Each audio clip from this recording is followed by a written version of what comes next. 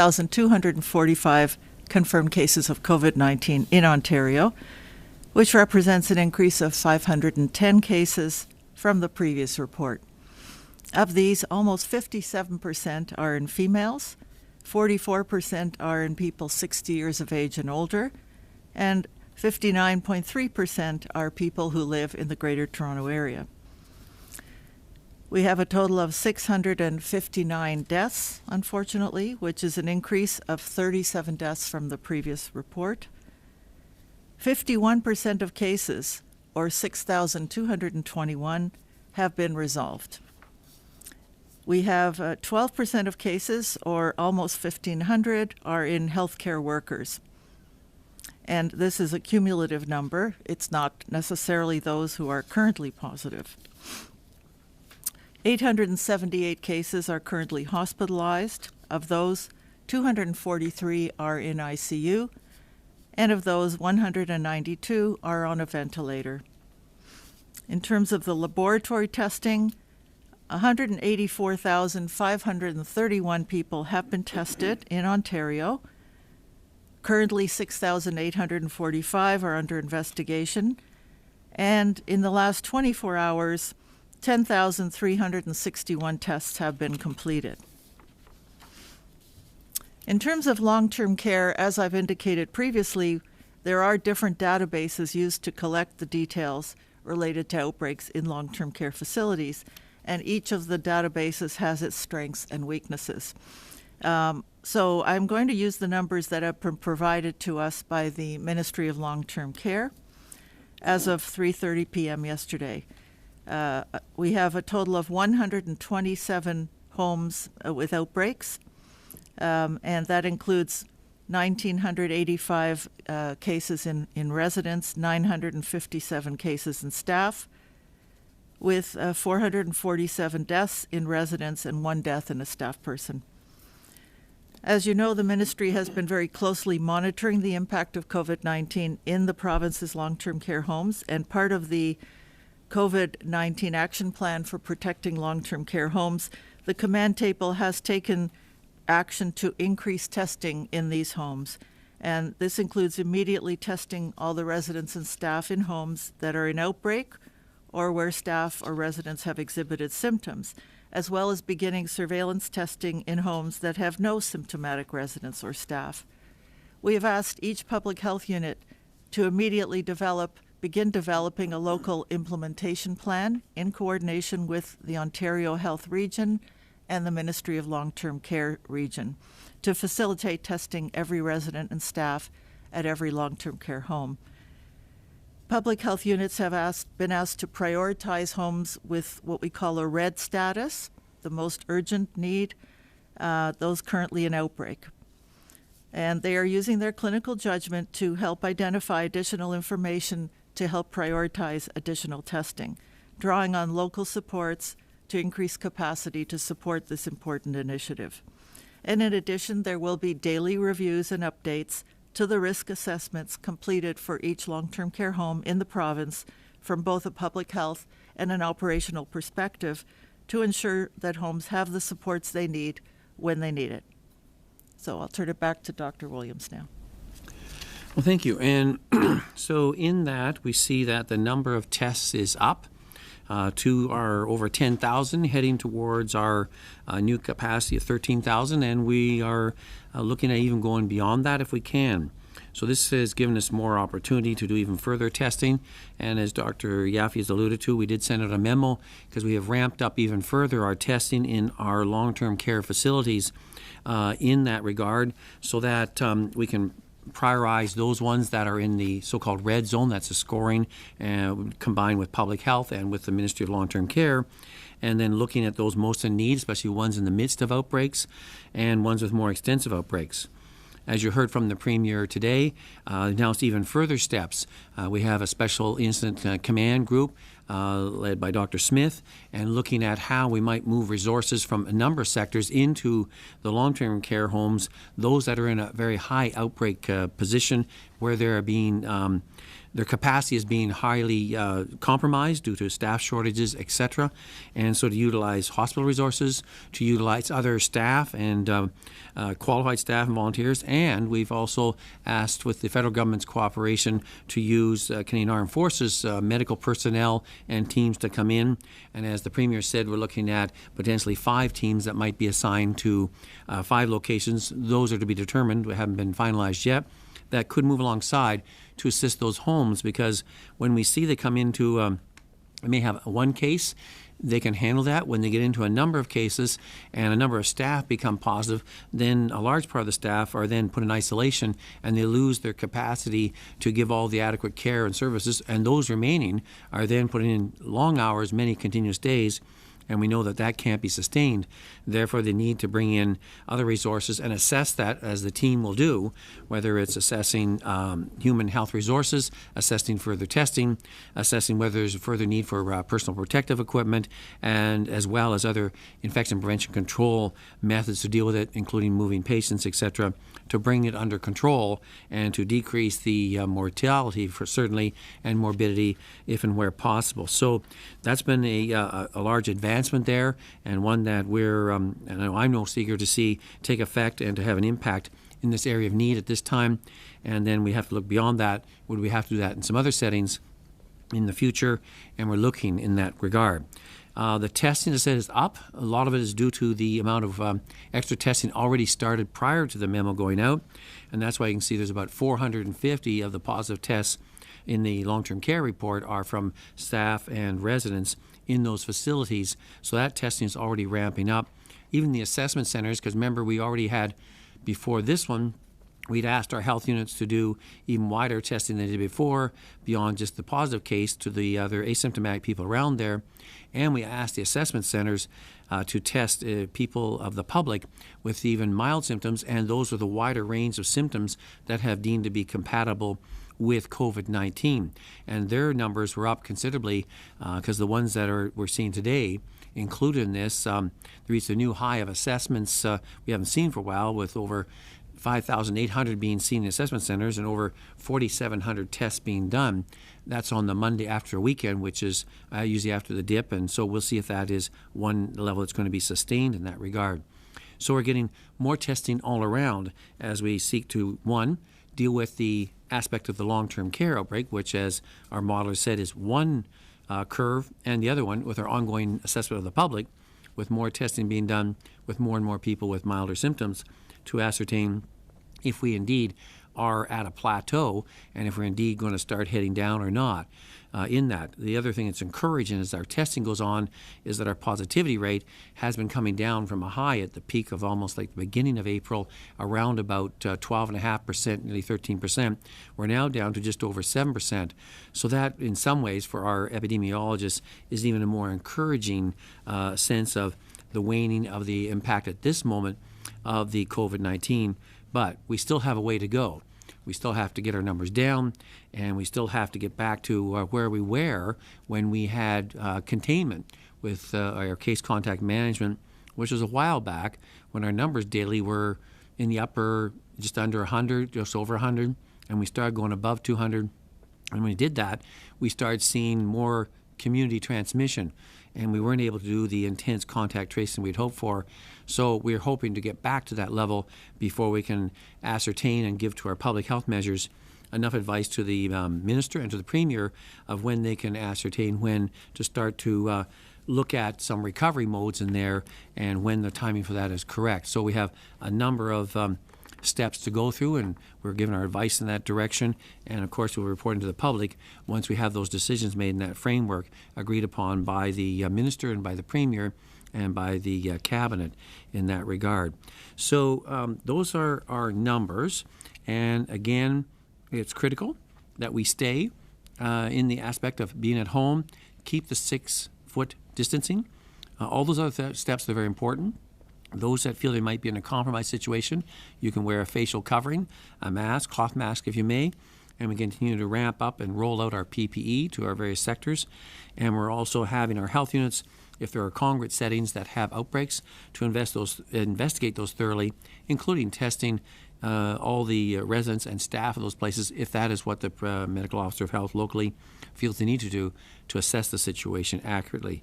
So more intense testing, more intense monitoring, more intense intervention, and keep up the intensity with the social distancing and the other aspects there as we look to identify in the next 2 weeks where are we at as our ability to not only flatten the curve in the community side and maybe start to bring it down, and we're hoping for that.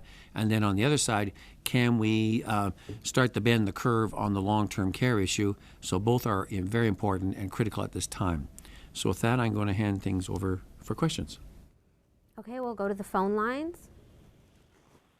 Your first question comes from Cynthia Mulligan with City News. Please go ahead. Hello, Dr. Williams. Today, the Premier expressed a lot of frustration that things weren't happening as quickly as he wants, and you've taken a lot of criticism for not acting fast enough on long-term care issues. It seems to me the Premier threw you under the bus today. What is your response to that? I think the frustration, if the Premier has, is the same as I've had. At different times, we would like to really ramp up a lot more testing, a lot more things quicker. We were limited first by reagents and by swabs.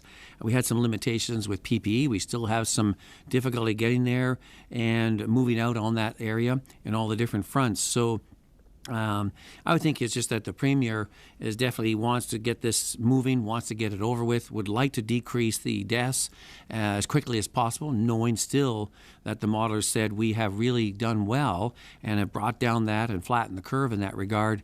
Our mortality rates are less than some other centers, definitely, and so we've been successful. Are we satisfied with that? The Premier's not satisfied, and I'm not satisfied. I'd like to drive it down even further, as we all would.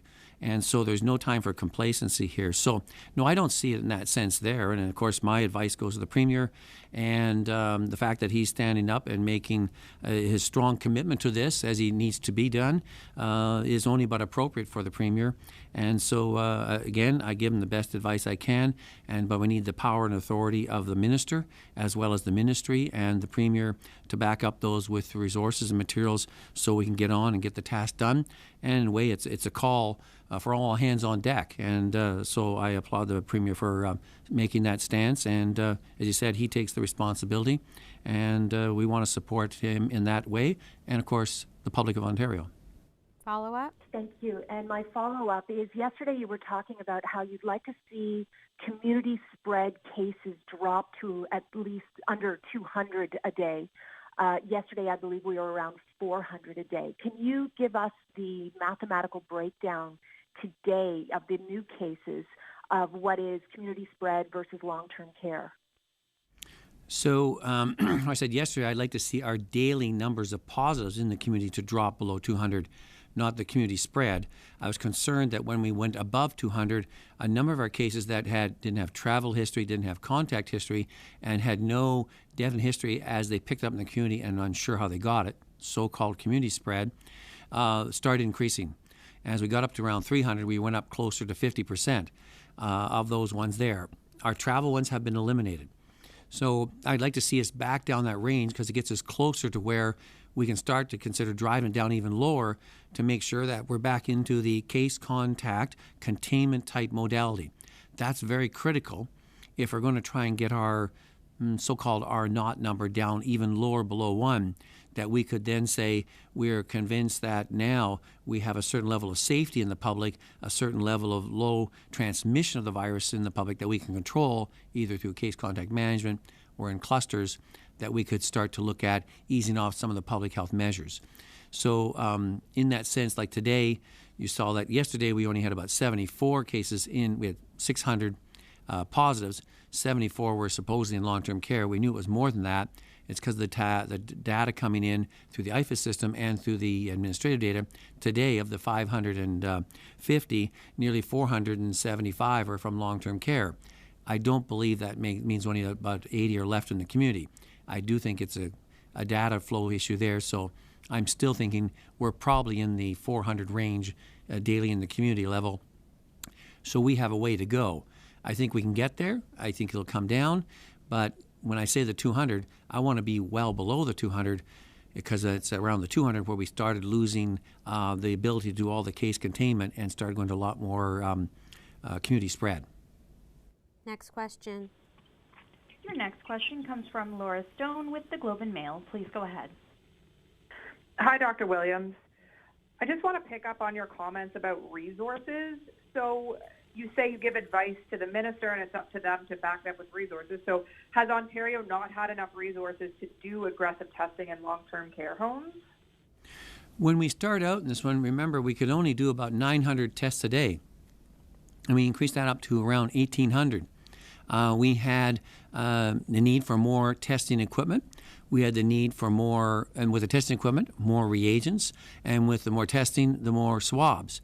They have all been with a group working at this very hard, getting the number of laboratories expanded to well over 13 or 14, and we now have community labs as well. So our capacity has continued to grow, maybe not as fast as we'd like it to, but they were trying to make sure they had the reagents and swabs and all the equipment there, because it's no use rolling up a high number of tests, one, if they're not consistent, if they're not very sensitive and specific. We want to make sure the quality of the testing is good. The reporting is done in a timely way. They have to have continuous supply of reagents and swabs to do that. So there's a number of things that go into that. If we had a number of things way back earlier, we could have been much more liberal with our testing, but that was the reality that we and other jurisdictions, and I can say that's true all across Canada, were facing those limitations and still are, in some extent, of their ability to just do unlimited testing. And that's part of the reality that we faced in the public health sector, our sector faced, our deputy and our team, our command table, the minister and the premier. And everybody's worked diligently at their own level to push and ask and get all those resources back up, so that we're in a situation today where we're looking at doing 13,000 and maybe going up to 15 and beyond. So we're a lot better positioned than we were before in that. But that was part of the reality of dealing with a global pandemic where everybody's competing for the same resources at the same time. And whatever you have, you make the best of it, and you do what you need to do to bring things under control and seek to bend the curve. Follow up. And just on some of your own advice, I wonder why you have been cautious on testing guidelines for outbreaks in long-term care. For instance, we saw in the memo released yesterday that only now is Ontario broadening testing to everyone in a home with an outbreak. And I think a lot of people would be shocked to know that wasn't happening. And also on the widespread testing of every resident and staff member in a home. I mean, we've been asking you this for weeks now, and yourself and Dr. Yaffe have essentially said it's wasteful to test everyone. So can you explain those two policies and why you have changed your position on them? So when we had originally, remember our outbreak definition is that when you have a case identified with signs and symptoms compatible with COVID-19, you do the test on that person. If they're positive and you identify another person, you had an outbreak. And that's always our traditional outbreak management in long-term care facilities, like we do with influenza. Then we sat back that off and said, well, if you have a person who is one case, you can call it an outbreak. And then we found that it seems to be not as sensitive enough, because some people are saying, well, there may be some that are transmitting and you don't see it because some of the elderly people don't show all the symptoms right away. So then we said, well, let's back it off and make it even more sensitive. And this is all being developed by COVID-19 as we understand the epidemiology better and better. So then we backed it off to saying anyone who's symptomatic with anything, call it an outbreak, not only test that person. And we went to the other step, which even some of our other provinces and territories have not done. We said we're going to test asymptomatic residents around that person and staff who had contact with that person. So that was our first foray into testing asymptomatic people, because you remember the advice from the WHO and from Health Canada and from the rest of the provinces and territories that we should only be testing people who are symptomatic. The evidence was that asymptomatic people were not highly transmittable in that sense. So we're following the advice and direction of all the rest. In that time now, we said, well, because we continue to see this escalating, maybe we should do some further ones. So we did do a survey, and some of the health units did do some studies. We looked at long-term care facility wide, and found that there were some staff and some of the residents who, as far as they were determined by the long-term care facility, were asymptomatic, and they were positive. So this provoked the fact that our command team said, I think in that case, we're going to have to start testing everybody. And so the direction was not that you heard the memo, was not that we do testing of everybody in an outbreak. We already were doing that. We now can test even where there is no outbreak. That was the direction of the memo last night. So we see some of our facilities that have so-called red status, even though they have no cases and no outbreak, we hope to be able to test those as well to persuade ourselves, are we missing cases or are we not missing cases where there's been no evidence of any cases as far as the institution is concerned, just to make sure we're not missing it and we have to expand our surveillance even further. So we're one of the few jurisdictions in Canada that are doing widespread asymptomatic testing at this time, and we hope to be informed by that and get better information as we do that, now that we have the lab capacity to undertake that. Next question. Your next question comes from Mike Crawley with CBC News. Please go ahead. Hi, Dr. Williams. I'm going to try a similar question to what Laura just asked you. It seemed that for weeks the message from you was recommending against the idea of testing everyone in long-term care homes. So I'm trying to understand what your reasoning was for that. Was it about the lack of testing resources? Was it about the advice you had that testing asymptomatic people was a waste of time? Again, just take me back a few weeks when we were asking you why not test everyone in the long-term care homes. Up until now, you've been saying not to do that. What was your thinking in recommending against that? So there's about three parts there. One was when you asked that 2 weeks ago, our capacity then was around about 5,000 to 6,000 tests a day. We were pretty well at that. We had just come down off of our backlog, which was deemed to be a critical issue because we were not moving our tests through in a efficient way, and some of our high priority ones that we were wanting to make sure we could turn them around in 24 to 48 hours, we were being slowed down in that regard. And those still are top priority ones to turn those around fairly quickly. Healthcare workers, those in special settings, as well as new outbreak cases, etc., and other at-risk vulnerable populations.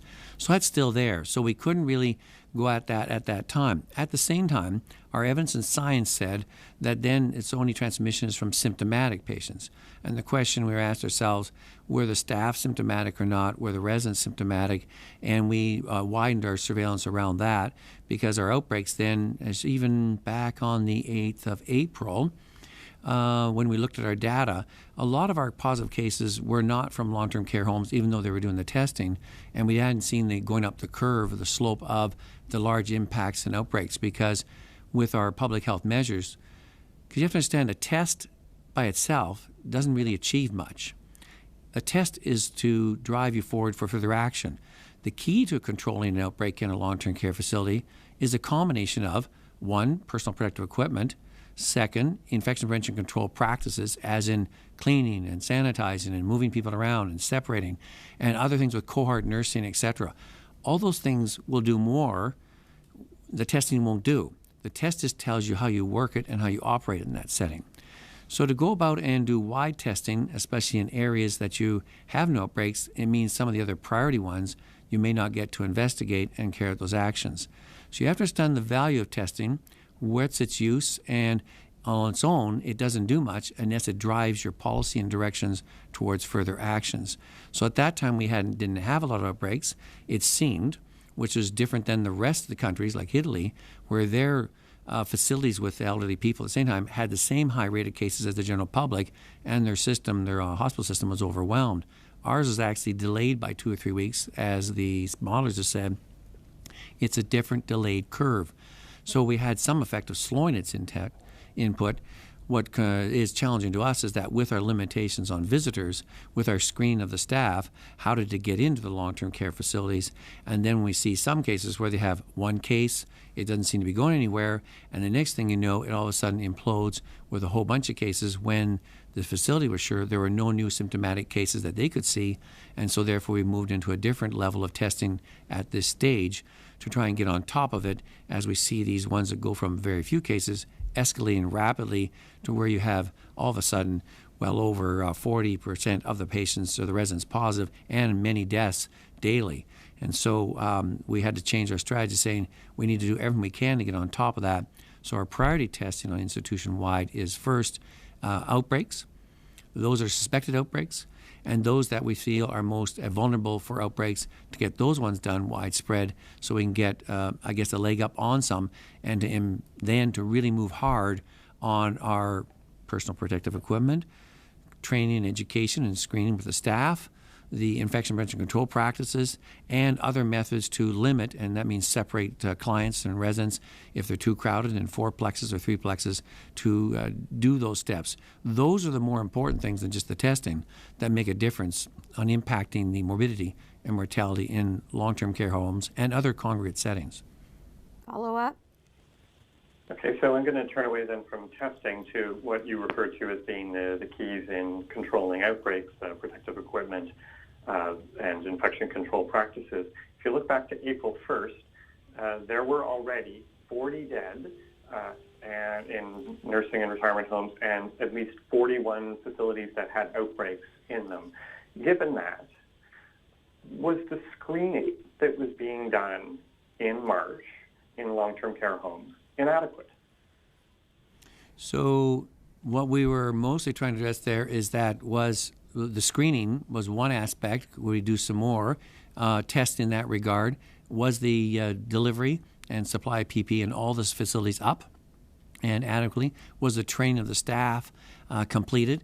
And in our survey we've done with all the long-term care facilities, we found there is a spectrum. There's some that were well prepared, the green category. Some had some intermittent problems, the yellow, and some of the red, where they haven't had a lot of that aspect there. So we still have a lot of work to do with ramping up the other measures, as in the education, the infection prevention control practices, the PPE, as well as movements by the Ministry of Long-Term Care to decrease the rooms where there's 4 in a room down to 3 or 2, preferably 2, and then to have more spacing out in that regard. So all those things had to be addressed at that time. So they're all ramping up as we felt that the issue with the hospital side, the community side, with the rising numbers before that time going into our hospitals, going into our ICUs, where there was a concern that we might overtax the acute care sector, where these patients could be referred to if needed from long-term care. And as that system was seen to be plateauing, we could put even more emphasis onto long-term care. But then the front was on the general population, trying to stem what we saw as the modeling direction was very draconian type results if we did not work aggressively at that and continue to put our resources into the wider group first, and then moving over to other priority areas. Next question. Unfortunately, this will be our last question. Your final question comes from Rob Ferguson with the Toronto Star. Please go ahead. Hi, doctors. Just wondering, Doug Ford was musing today about when school might come back. So how do schools fit in to what you're saying about getting the number of new cases down to 100 to 200 a day? Do you think we'll see kids back in school this year? Will you recommend that if we get to a certain level, and what level would that be? Well, I'm going to let Dr. Yaffe comment on some of the stuff we talked about earlier, getting some studies from our federal counterparts on children, their contribution to COVID-19 thus far. And so we did receive some stuff, so maybe Dr. Yaffe would want to talk about that first, and I'll comment later how that fits into school discussions. Sure, thank you. Public Health Agency of Canada has done a review of the cases to date, and a very small percentage of cases are in children under 18, in fact, and as they get younger, even lower percentage. And they've also done a review of the studies that have been done to date, and not only is it not common to get an infection in that age group, and there could be a number of reasons for that, but they're also very rarely the source of infection for others in the household. Usually there are others who have given it to them, in fact. So those are promising findings in terms of children, but again, there are just a few studies, and it's early information. Some of those studies haven't even been published yet, so I'll turn it back to Dr. Williams. And Rob, we've had discussions at the federal, provincial, territorial level, each one asking, are you going to open up schools? When are you going to open up schools? one of the key factors there is that we first wanted to be driven by the data that Dr. Yaffe has spoken about. Are children a vehicle of transmission? Often with flu season they are, and some other infections such as measles and different areas, they certainly are a vector for transmission. The data would indicate that they're not. They can be, of course, seen in some of the studies that if you have a family who's positive, the adults, they can actually carry it for a little bit from the parents in there. So therefore the key is the parents, as in the public in general, are they at a low enough transmission rate or positivity rate that you would be persuaded that no child is just going to come into the classroom and start to carry it around. The reassurance is it doesn't seem to be that really transmittable from child to child. So we're going to be weighing that evidence as we go forward. But if we had still widespread community transmission, we're going to be leery to do that. And I think some parents would be leery to do that, knowing that they may reintroduce it back in again. So let's see how we're going to do over the next number of weeks. In there, we're going to be working in consultation with the Ministry of Education, with the minister, and with the deputy, and giving advice in that regard, and discussing things with our counterparts across the country of what are you going to do with school openings, how are you going to do it, can you do it the same way as it was before, what ways you're going to mitigate any transmission and the distances if possible. These are all things that are on the table that are still may seem early, but you need to have these discussions now, and so we're having lots of those informed discussions and planning taking place at this time. Okay, we'll do a follow-up, and this is the last question. Yeah, thank you for that answer. Just a different follow-up on this. These teams of Army medics or people from Public Health Canada that you'd like to get to the nursing homes, how many bodies are you talking about? How many people would be in these teams? What would they be comprised of? So I guess we'll give an example of a team size. There's about 5 teams. We understand from the Canadian Armed Forces that they're headed up usually by they're medical personnel, headed up by an officer, usually is a nurse, and under them they have like MedCorps staff who are trained in medical and can do all those functions and duties under that leadership of the officer. And then they have some other general military personnel who can be used for tasks as assigned by the officer in charge. Each one has a composition, I hear, about 50 or so you can see that 5 times about 250 is about the number. So each one of the units is going to be about that size. I don't think it's exact.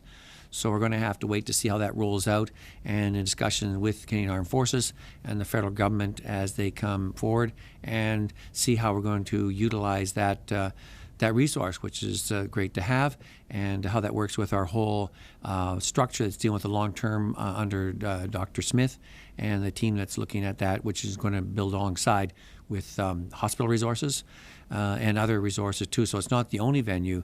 They're trying to put, again, as we talked before, all hands on deck to see if we can move into all those facilities that are either in a major outbreak situation or could be teetering on one to defuse it as quick as possible. So that's the plan and hope at this time. Okay, thanks everyone.